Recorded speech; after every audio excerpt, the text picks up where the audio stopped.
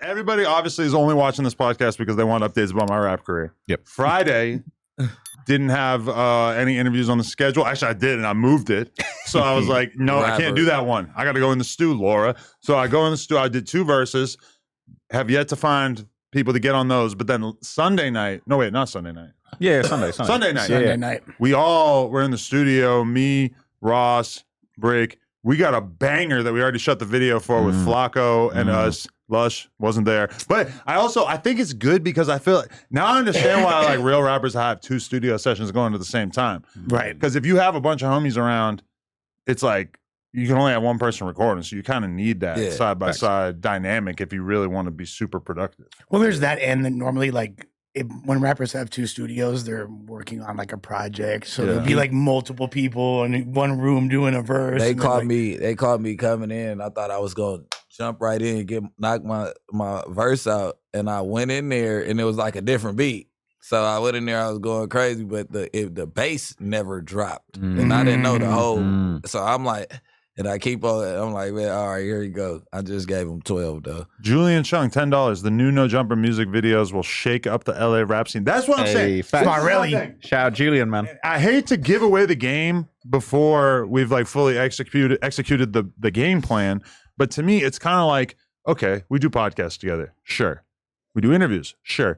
Why can't we be a rap crew? Why can't we also do that? And like doing the songs. It's going to be crazy. With Ross in it. It's all going to be crazy. That really made me like, oh, this is how it's supposed to be. We're supposed to get the people who are in town that we're homies with, that we mess with, we get them on the tracks. And I'm like, I'm thinking about, I'm like, okay, Orlando Brown comes to town. How do we not just do the interview and then send him into the other room and be like, listen, we need a hook. For sure. Go babble into that mic for a while. For sure. And then we'll figure something out. Yeah. But it is technically, it's complicated because it's like, okay, well then if we want to shoot videos, we kind of got to be like on it, Yeah. Or you have to accept like a lower standard for the videos because it's like we could have Orlando shoot his chorus. Let's say he does a hook. We could have him shoot the video for it right there, but then obviously to the fans it's going to look kind of different. I mean, podcasts like barely make sense from like a financial perspective. Rapping, I'm still really kind of having a hard time wrapping my head around how this is a profitable endeavor long term. But for the culture, I think it's valuable. It's very important. It's for the streets. But more than anything, let's keep it a stack.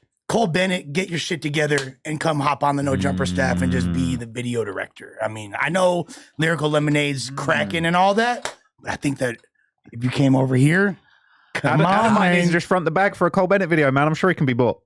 I'd be lit. I ain't paying $50,000 for a video. Like, I'm sorry. I really don't understand the economics of that. No, we'll get there. Yeah, it's loaded, when man. It starts making sense like that, then it doesn't even matter. That's what you don't understand. If we get a little young VonOff1700 feature on the track, maybe it starts making sense. He told me he's charging 30. He's charging 30. He didn't quote me at that, but somebody hit me up asking, hey, find out how much Vaughn will charge me for a verse. And Vaughn like texts me back and he's basically making it clear he doesn't want to do it. He goes, tell him 30.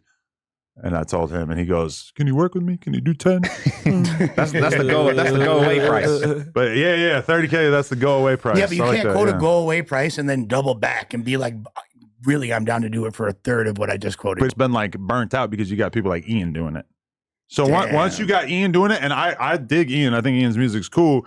But for me, it's like, oh, you already got a whiteboard. Like, I'm not trying to play second fiddle to this guy. Want to do something with you or one of the No Jumper crew, you know what I mean? It's just like, just need that one hit. I feel like what you need is a viral hook. One track with a viral hook. We haven't TikTok done any hooking yet. Well, nah, we did no hook. We had no hook on the last one. Really, I'm kind of doing hooking all the time. But like, but a lot of like, very few like drill songs and stuff have hooks. I was gonna say like, hooks, that's the problem. Kind of. That's how you make a hook. But we do have a secret weapon here. Back up in there. You think he's the hook guy? What? Do I think he's the hook guy? He's the hook guy. The hook man, Captain Hook. That's the hook Captain guy. Hook, you know. You got a hook dick. You got a little. It curves to the left. Yeah, I mean that studio session was real.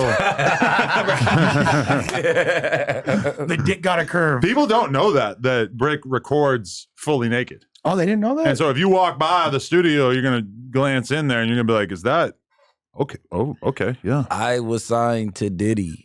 That's how I met Jesus. And they originally called you PP Long Way. PP Short Way. Busy cuz. Hey. That's someone else.